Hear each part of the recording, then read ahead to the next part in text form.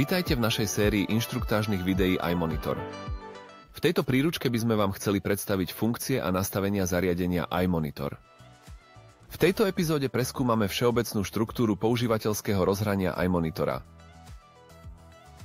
Monitor sa skladá z hlavného zobrazenia, ktoré práve vidíte, a z ponuky nastavenia. Ak chcete vstúpiť do ponuky nastavenia, jednoducho ťuknite na ikonu kľúča v ľavom dolnom rohu. Hlavné zobrazenie obsahuje až 4 zobrazovacie oblasti, má navigačný panel na ľavej strane a v závislosti od otvoreného okna aj druhý panel na pravej strane obrazovky. Okrem toho sa v spodnej časti obrazovky nachádza informačný panel. Ľavý navigačný panel poskytuje prístup ku všetkým dostupným aplikáciám iMonitora. Pre otvorenie aplikácie ťuknite na príslušnú ikonu.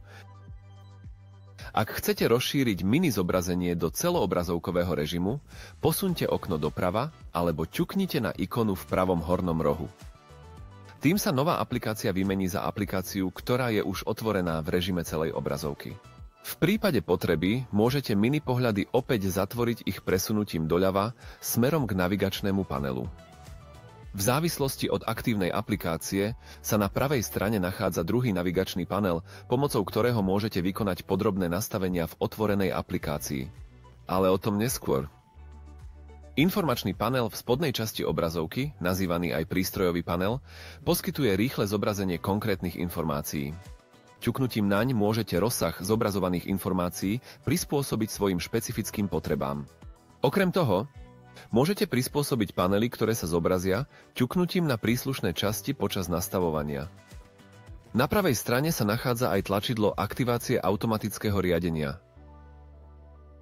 Teraz si podrobne preberieme 5 najdôležitejších aplikácií jednu po druhej. Ikona traktora vás presmeruje do nastavení traktora. Okrem nastavenia motora a prevodovky, tu môžete vykonať aj všetky nastavenia hydrauliky a trojbodového závesu.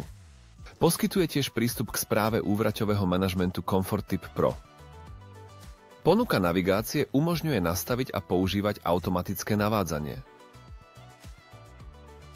Ikona terminálu otvorí univerzálny terminál, ktorý poskytuje prístup ku všetkým pripojeným zariadeniam ISOBUS vrátane nastavení AUX-IN. Ikona so šípkami a mrakom je venovaná data managementu. To vám umožní pripojiť traktor na Agri router a prenášať údaje bezdrôtovo.